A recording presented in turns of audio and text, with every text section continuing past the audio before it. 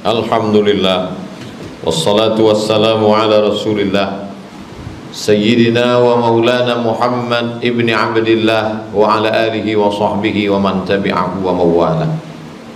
Ashhadu an la ilaha illallah wahdahu la syarika lah, wa ashhadu anna sayyidana Muhammadan abduhu wa rasuluhu la nabiyya ba'dah.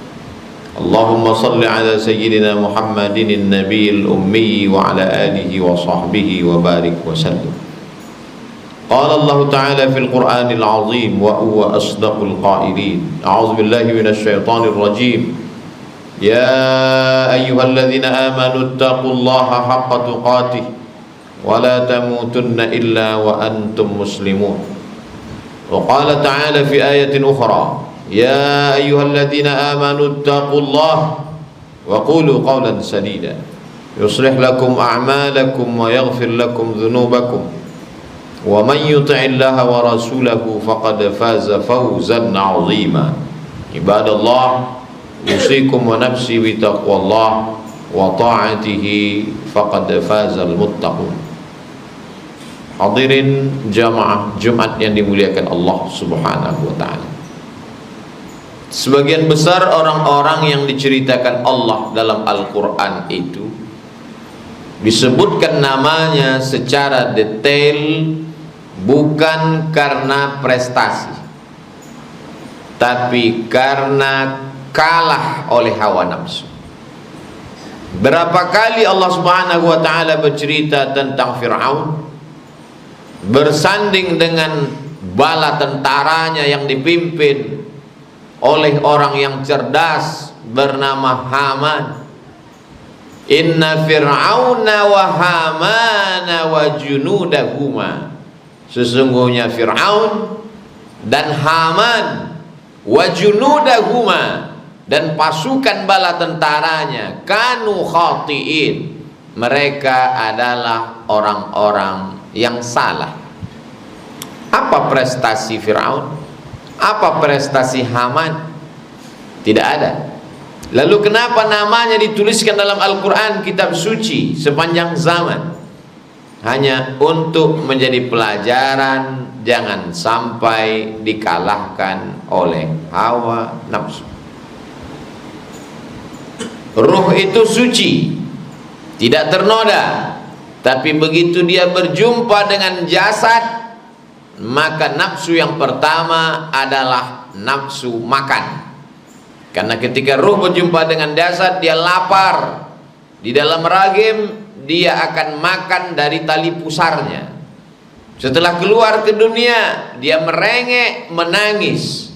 Tidak ada bahasa lain dari sesosok bayi kecuali tangisan. Dia lapar, menangis. Dia haus, menangis. Dia gatal, menangis. Dia kepanasan, menangis. Bahasanya hanya satu, bahasa tangisan. Sampai pada akhirnya Allah mengajarkan berbagai macam bahasa kepadanya. Dan ketika sampai pada waktunya, nafsunya mulai bercabang.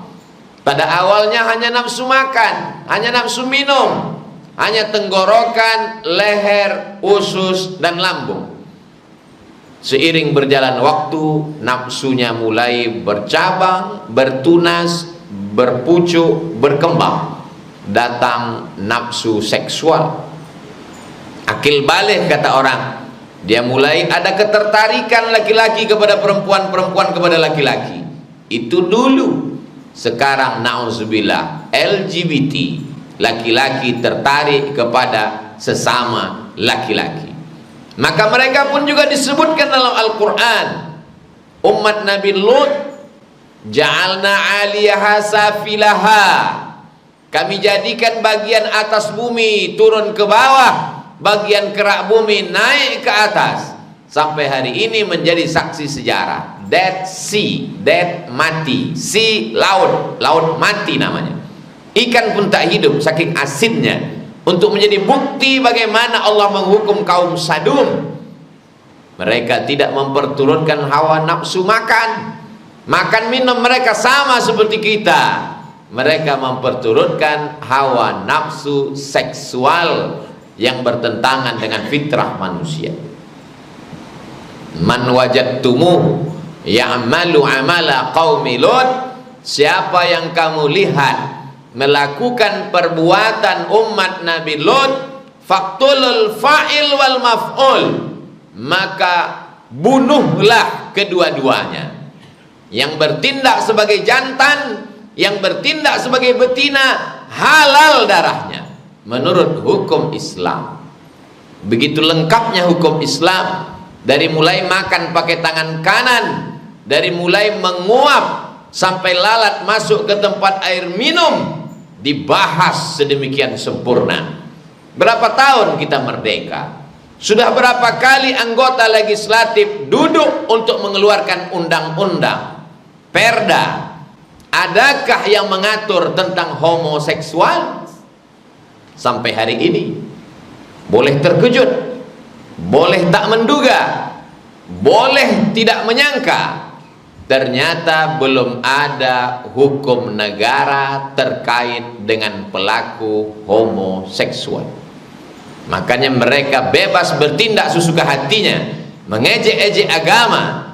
Kami berbuat, memang kamu mau apa? Uang-uang kami, dosa-dosa kami, urus saja sorgamu, jangan urus nerakaku. Dengan bangganya mereka berkata di medsos, memang uang adalah uangmu, dosa adalah dosamu, yang kena penyakit virus HIV/AIDS adalah kamu. Tapi kalau azab itu datang, maka orang-orang baik pun juga akan kena. La ta'murunna bil ma'ruf, ajak orang berbuat baik, wala tanhaunna 'anil munkar, larang orang berbuat mungkar. Kalau kamu tidak melakukan itu, la yushikanna ayyab'atsallahu 'alaikum iqaban, Allah akan menurunkan hukuman. Ketika angin puting beliung datang, ketika gempa bumi tiba, ketika tsunami menghantam, dia tidak membedakan mana rumah orang taat, mana rumah pelaku maksiat, rata dengan tanah. Dosa-dosamu, neraka-nerakamu, tapi kalau azab itu datang, rumah kami akan kena juga, wahai pelaku dosa maksiat. Kalau belum sanggup menegakkan kebenaran, jangan bertepuk tangan melihat kemungkaran. Begitu kata Syekh Muhammad Mutawalli Asy-Sya'rawi. Jangan berikan panggung kepada perbuatan maksiat dan dosa. Man ra'a minkum mungkaran, siapa di antara kamu yang melihat kemungkaran, falyughayyirhu biyadihi, robah dengan tangan, keluarkan undang-undang, keluarkan kepres, keluarkan perda, keluarkan perbub. Kalau ada kepala daerah, anggota legislatif rajin sholat duha, rajin puasa sunat Senin Kamis, itu bukan amalan pejabat, itu amalan anak TK, itu amalan emak-emak. Siapapun sanggup puasa sunat, siapapun sanggup berzikir sholat duha. Amal anggota legislatif adalah mengeluarkan undang-undang yang menyelamatkan anak bangsa dari kehancuran. Di antara yang menyebabkan bangsa ini hancur adalah membiarkan kemungkaran. Orang-orang yang sayang dengan negara kesatuan Republik Indonesia, dia akan memperjuangkan hukum. Kenapa? Karena tidak semuanya selesai dengan khutbah. Disampaikan di khutbah, pelaku dosa tidak sholat Jumat. Disampaikan di ceramah, yang hadir ceramah anak-anak dan lansia. Disampaikan dalam pengajian, yang pengajian ibu-ibu rumah tangga. Kalau mau negeri ini baik, maka keluarkanlah dalam bentuk produk undang-undang. Maka memilih orang baik untuk duduk di tempat yang baik, mengeluarkan hukum yang baik. Kita tinggal di negara demokrasi. Siapa saja berhak untuk mencalonkan diri, memilih dan dipilih. Umat Islam punya suara. Umat Islam akan memberikan suaranya. Pada saat itu dia sedang bersaksi di hadapan Allah. Kata Syekh Yusuf Al-Qaradawi dalam kitab Min Fiqhid Daulah, ketika engkau memilih orang-orang yang mewakilimu untuk mengeluarkan keputusan bangsamu untuk orang banyak, saat itu kau sedang bersaksi, aku bersaksi bahwa orang ini layak untuk mengeluarkan undang-undang, menjaga kehormatan anak cucu, harkat martabat bangsa Indonesia, yang menyebutkan nama Allah di dalam sumber negaranya, ketuhanan yang Maha Esa. Tuhan yang mana disebutkan dalam pembukaan Undang-Undang Dasar 1945, atas berkat rahmat Allah dan keinginan bangsa Indonesia yang luhur, dengan ini menyatakan kemerdekaannya. Setiap anak SD hafal itu. Kenapa? Setiap hari Senin dia akan ditugaskan guru untuk membacakan itu, bahwa negeri ini negeri bertuhan, bukan negeri berhantu. Negeri ini adalah negeri yang beragama, menghormati ajaran agama sebagai sumber inspirasi kehidupan manusia. Walau anna alal qura amanu, seandainya penduduk negeri ini beriman, wattaqau, bertakwa, la fatahna alaihim barakatin, kami akan bukakan barokah-barokah, minas sama, dari langit, wal ard, dari bumi. Dari langit turun hujan, air hujan memenuhi sawah yang tak sanggup membuat irigasi, padi hijau menguning, maka negeri kita menjadi swasembada beras. Bahkan orang Vietnam pun dapat beras membeli dari negeri kita. Tapi begitu Allah mencabut rahmat dan barakah, air hujan juga yang turun, tapi dosisnya berlebih, maka bibit-bibit padi mati tenggelam. Padi yang besar akarnya busuk karena airnya terlalu banyak. Padi tak sempat menguning, dimakan wereng, dimakan tikus, makhluk yang sebelumnya diciptakan Allah untuk memakan hama yang lain, tapi pada masanya memakan rezeki manusia. Akibat apa? Karena manusia menghancurkan habitat makhluk Allah subhanahu wa ta'ala. Jamaah yang dimuliakan Allah subhanahu wa ta'ala, berislam bukan hanya sekedar lahir akikah, nikah walimah, mati takziah. Itu berislam yang minimalis. Islam mengatur segala aspek kehidupan. Dari mulai bangun tidur sampai tidur malam, kita mesti berislam. Negeri ini adalah negeri mayoritas muslim.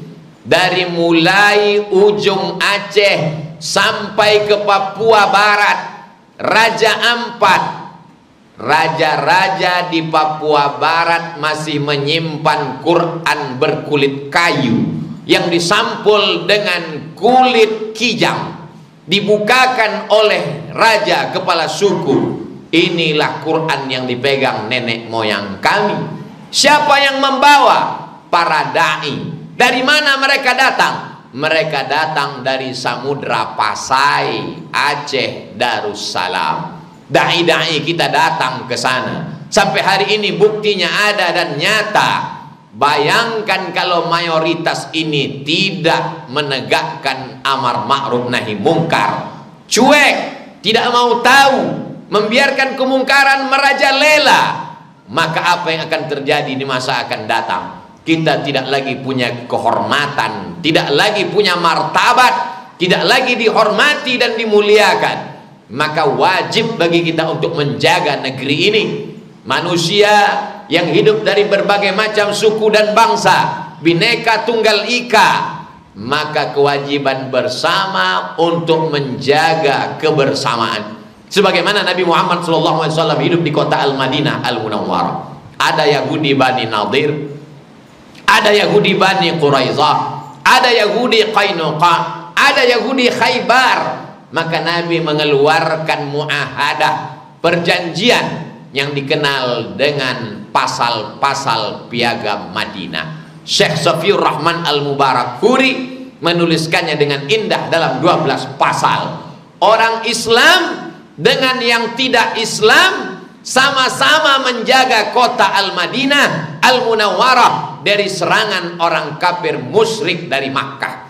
Walaupun satu suku dari Makkah, sama-sama Arab, sama-sama Quraisy, sama-sama bersaudara, sama-sama masa kecil, tapi kalau mereka menyerang kota Madinah, maka orang Yahudi yang berbeda suku, berbeda agama adalah saudara dalam mempertahankan benteng kota Al-Madinah Al-Munawwarah.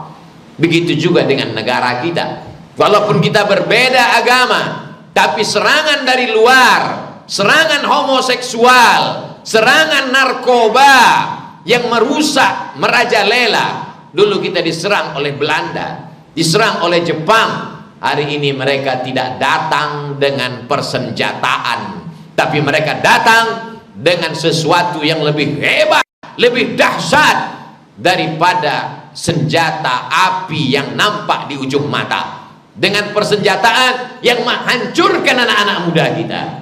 Wajahnya sehat, tubuhnya sehat, tapi otaknya hancur berkeping karena website porno, karena berbagai macam yang merusak, dari mulai yang kecil sampai yang besar.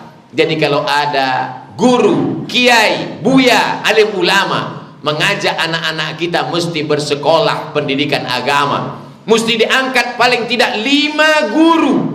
Guru akidah akhlak, guru bahasa Arab, guru Quran hadis, guru fikih, guru sejarah. Sesungguhnya mereka ingin supaya anak-anak bangsa ini menjadi baik. La ikraha fiddin. Tidak pernah kita memaksa orang lain untuk masuk ke dalam agama kita.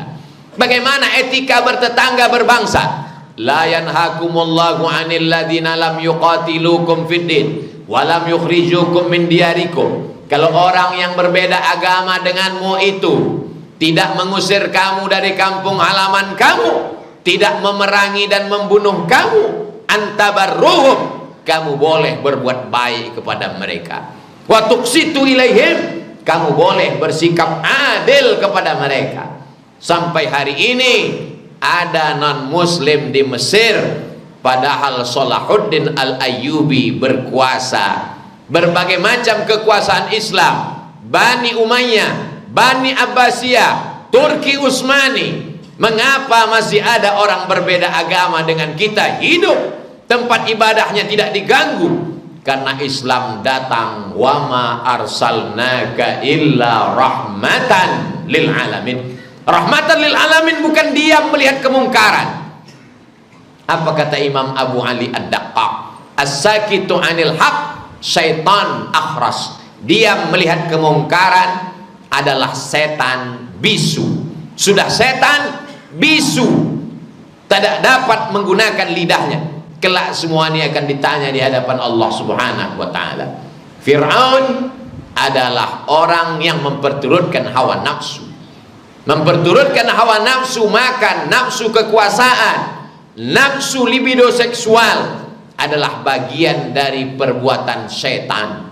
Rijsun, najis, min amali syaitan, perbuatan syaitan. Fajtanibu, jauhilah, la'allakum tuflihun, kalau mau mendapatkan kemenangan yang dijanjikan Allah Subhanahu wa ta'ala. Hari ini kita bangga masjidnya besar, jamaahnya banyak, tapi apakah anak cucu kita akan mengalami hal yang sama? Tidak ada jaminan. Kita hari ini adalah buah ranum yang dipetik, ditanam oleh bapak, ibu, datuk, nenek moyang kita dulu. Kalau mau melihat buah yang masak 30 tahun akan datang, adalah tanaman yang kita tanam saat ini. Tangan mencincang, bahu memikul. Apa yang ditanam, itu yang akan dituai. Islam mengajarkan kita menjadi orang yang bertanggung jawab. Inna sam'a, pendengaran, wal basar, penglihatan, wal fuad, hati dan pikiran. Kullu ulaika kana anhu mas'ula, semua akan disoal, semua akan diminta tanggung jawab di hadapan Allah Subhanahu wa ta'ala. Silakan hidup mengikut Fir'aun, silakan hidup mengikut Haman, silakan hidup mengikut cara umat Nabi Lut. Toh semuanya mati, akan menjadi santapan cacing tanah, akan mempertanggungjawabkan setiap kedipan mata, bisikan telinga, lintasan hati dan pikiran. Isma syi'ta fa innaka mayyit, hidup sesuka hatimu, karena kau akan mati menghadap Allah Subhanahu wa ta'ala. Barakallahu li wa lakum fil Qur'anil azim, wa nafa'ani wa iyyakum bima fihi minal ayati wa dzikril hakim, wa taqabbala minni wa minkum tilawatahu innahu huwal ghafurur rahim.